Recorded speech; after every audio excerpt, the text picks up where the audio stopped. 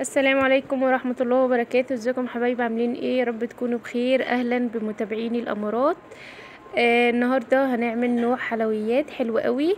هنعمل البسبوسة بالكريم كراميل او الهريسة على حسب ما بتسميها.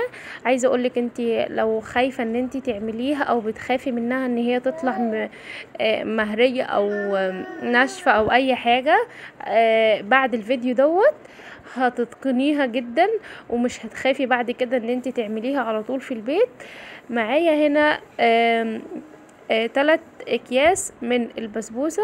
لكل كيس كوباية سكر وكوباية لبن، الكوباية اللي هي كوباية الشاي الصغيرة.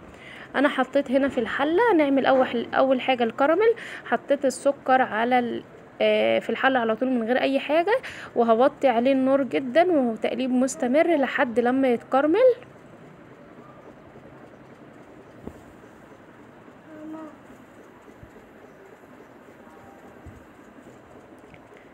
اهم حاجة بس توطي عليه النار علشان ما يتحرقش معانا،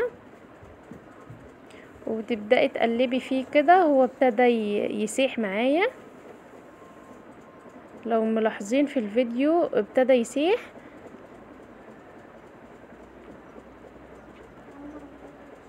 عايزة اقولك الوصفة دي من اجمل الوصفات للبسبوسة. حلوة قوي. احسن من بتاعة بره كمان، واحسن من بتاعة الحلواني. على الاقل تكوني انتي عارفة المكونات ايه، وحاجة نظيفة جدا عاملاها في البيت. دي كانت حاجة في السكر. انتوا طبعا ده سكر تموين، وعارفين ان سكر التموين اوقات كده بيبقى فيه حاجات كده صغيرة، فانا بحاول ان انا اشيلها.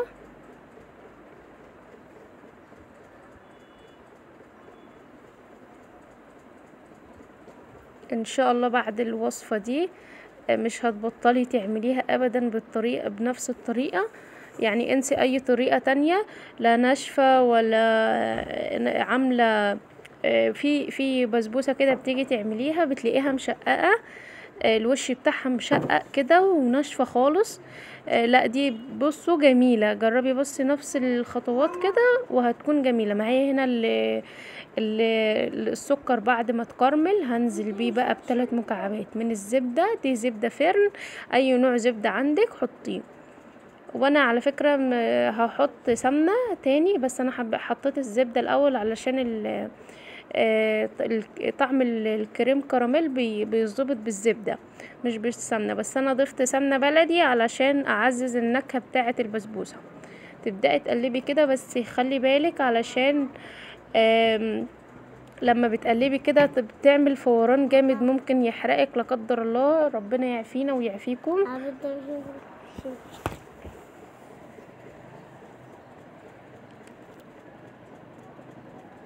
كده بقى الزبدة او ساحت معايا. نزلت بقى هنا بمعلقتين من السمنة البلدي. عايزة اقول لكم بقى بعد ما نزلت بالسمنة البلدي ريحتها كانت وهمية، ريحتها جميلة جدا وطعم وريحة. بصوا غير لسه ما ضفناش بقى البسبوسة ولا ضفنا اي حاجة خالص. هي البسبوسة دي جاهزة، ممكن تستخدمي اللي هي السايبة من عند العطار عادي، مش هتقول لا. بس انا استخدمت الجاهزة الصراحة. انا على طول بستخدمها من عند العطار على فكرة، يعني بستسهلها، بس دي اللي كانت موجودة عندي. ادي كده بعد ما الكريم كراميل خلص انا بقى هنزل باللبن. 3 كوبايات من اللبن. بصوا هتحس ان اللبن عمل زي فصل معايا كده علشان اللبن كتير على الكريم كراميل، بس انا مكترة علشان المقدار بتاع البسبوسة، فعادي خفيف عادي بس علشان خاطر البسبوسة. انما لو بتعملي كريم كراميل كده ما بتكتريش لبن، يعني هي حوالي نص كوباية من اللبن يعني. انما علشان انا خاطر بسبوسة بقى وكتير وكده كترت اللبن عشان المقدار. انا كده بقى خلاص هطفي عليه واسيبه بقى لما يبرد. هو لونه فاتح، بس لما يبرد وتبدأ تبرد كده لونها هيغمق شوية.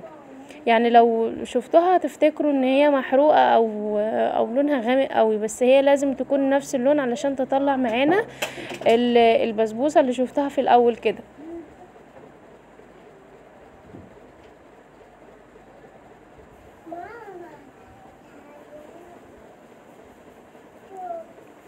هديها بس تقليبتين كده بقى واروح اجهز الحاجات بقى بتاعت بقية المكونات.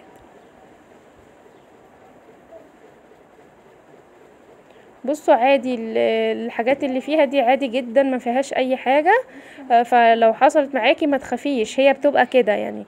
هي في الوصفة بتبقى كده علشان هي بتبقى محطوطة على تتحط على البسبوسة، ما فيهاش اي مشكلة. فيعني ما تخافيش، يعني لو عملتيها ولقيتيها كده ما تقوليش لا ده باظت ومش عارف ايه، لا هي كده.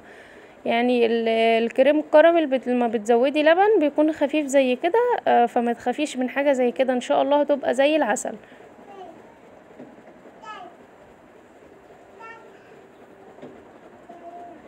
عاوزة بقى تضيفي مكسرات، جوز الهند، سوداني، كاجو، بندق، اي حاجة اللي انت عايزاه. بس انا ما ضفتش جوز الهند علشان هي الجاهزة دي فيها يعني اوريدي فيها جوز الهند.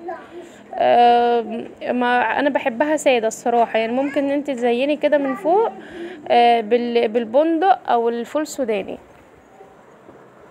بس انا فضلتها السادة كده عشان انا بحبها سادة الصراحة. شوفي بقى انت اللي يريحك واللي تحبيه. انا هنا بقى نزلت بالمقدار بقى ال3 اكياس في طبق كده كبير يكون واسع، بس اهم حاجة وتنزلي بقى عليه بالخليط اللي احنا عملناه مع بعض ده.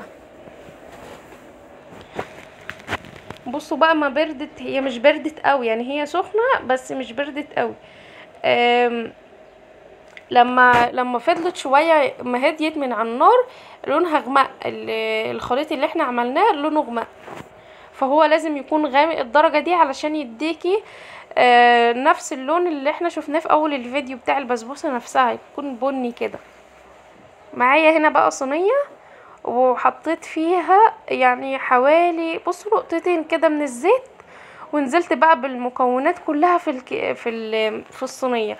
عايزه اقولك بقى على خطوه مهمه قوي، بعد ما تساوي كل حاجه في الصينيه زي ما انت شايفه كده بتبلي ايدك بالميه وبتمشي بقى على وش الصينيه لحد لما تسويها وتخليها ناعمه جدا. يعني بصوا تلاقي الملمس تحت ايدك ناعم وكل حاجه متسويه بالظبط، عشان دوت بيفرق في شكل البسبوسه بعد ما تستوي. يعني انت لو مش ظبطتي كده الاطرف والاطرف بتاعه الصينيه والحاجات، البسبوسه من النص ومن الجناب ومش عارف ايه، مش هتبقى مظبوطه في شكلها بعد ما تستوي. انا هنا وكنت مولعه الفرن قلبها بشويه وحطيتها على الرف اللي تحت خالص، هتستوي من تحت وبعد كده هطلعها تحت الشوايه. وبعد ما خلصت نزلت عليها بالسيرب، والسيرب يكون سخن يا جماعه، الاتنين يكونوا سخنين.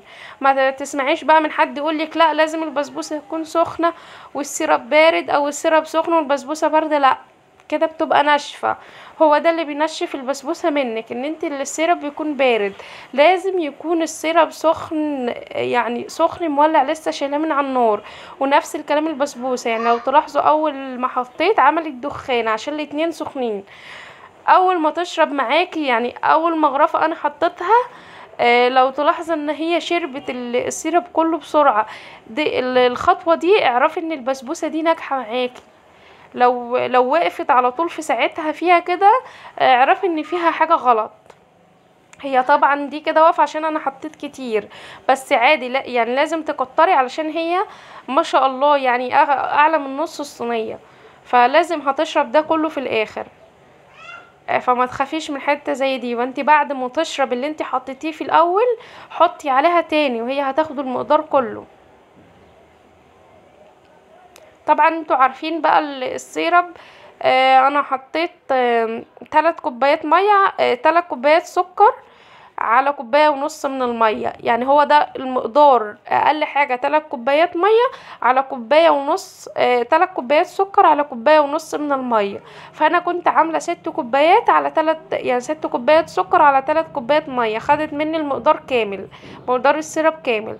ادي هنا بقى بعد ما شربت الشربات، بس هي لازم تبرد علشان تاخدي افضل نتيجة منها في التقطيع وفي الملمس. لازم تبرد تماما، ما تسمعيش حد بقى وهي سخنة، ومش لو مستعجلة عليها ولو هي حلوة تتقطع وهي سخنة، لا لازم تبرد علشان تطلع. بصوا ما شاء الله السكينة بتمشي فيها ازاي، يعني هي لو مش مظبوطه هتقعدي بقى تعملي بالسكينه ترفعي كده وتنزلي علشان ما تفرولش القطعه نفسها وهي بتتقطع، ما تفرولش معاكي. انما بسم الله ما شاء الله من كتر حلاوتها السكينه ماشيه فيها ازاي. الملمس بتاعها ناعم جدا وطريه طراوه ما اقولكيش، يعني ما شاء الله من كتر كده ما السكينه ماشيه حتى ما بتعلمش، يعني من كتر ما هي كده مش معلمه حاجه في السكينه، يعني حتى السكينه نظيفه ازاي. فما شاء الله عايزه اقولك الوصفه دي جميله جدا، بس امشي على نفس الخطوات اللي انا قلتلك عليها وهتطلعي بصي استاذه في عمايل البسبوسه. هنا انا بقى انتي حابه تقطعي اي تقطيعه اللي انتي حباه. انا قلت هقطعها مثلثات كده بيبقى شكلها حلو قوي. ممكن تقطعيها مربعات صغيرة خالص. عامة هي البسبوسة بتتقطع قطع صغيرة جدا علشان هي بقى تقيلة وسيرب وسمنة وحاجات كده، بتتقطع قطع صغيرة، بس انا بحبها لا صغيرة ولا كبيرة، وسط حلو. فانتي اللي انتي عايزاه كبيرة صغيرة كده كده اللي انتي حباه، يعني ما شاء الله عليها هي ما بتقولش لا. بصوا في اي حاجة ماشية، يعني ما شاء الله السكينة ماشية فيها بسرعة جدا، وحتى السكينة بتطلع نظيفة ازاي. يعني لو تلاحظوا ان السكينة نظيفة جدا دوت دليل ان البسبوسة معانا ناجحة وما شاء الله. الف هنا للي هياكل. هنشوف دلوقتي في التقطيع.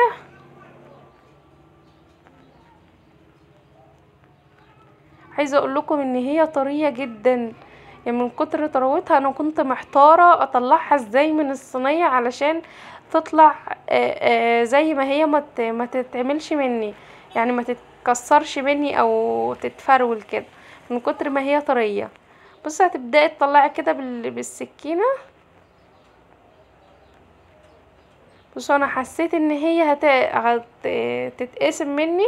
جبت بصوا هي زي مقصوصة كده بتشيل على طول ما شاء الله. بصوا القطعة بقى جاء من تحت نظيفة ازاي، وشربت السيرب كله المقدار اللي احنا حطيناه كله. ادي كده. بص انا بحركها الاول بحرف السكينة من مكانها يا دوب تحريكة صغيرة كده علشان ايه ما اجي اطلعها ما تاخدش حاجة يعني مثلا هطلع قطعة ما تاخدش حاجة من الجنب التاني، يعني من قطعة تانية. انا حبيت اشيل الاتنين مع بعض، حبيت اتفزلك بس لا يعني حسيت ان هما هيتكسروا هما الاتنين، قلت لا هشيل واحدة واحدة.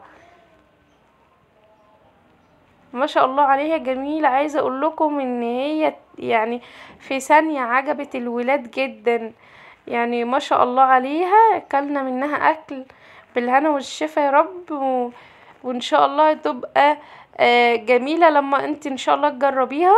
ودايما ما تخافيش ان انت تجربي اي حاجة مادام سهلة وبسيطة.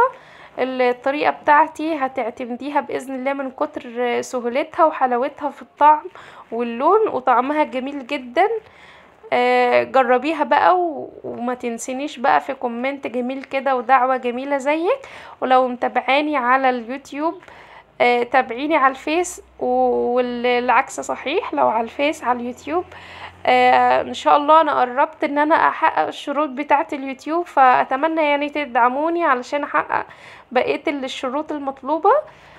وان شاء الله بقى مش هحرمكم من حاجة واعمل لكم في وصفات جميلة. يا رب الوصفة تكون عجبتكم. ما تنسونيش في لايك كومنت دعوة حلوة، وان شاء الله اما تعمليها تكون احسن من كده بكتير. والسلام عليكم ورحمة الله وبركاته.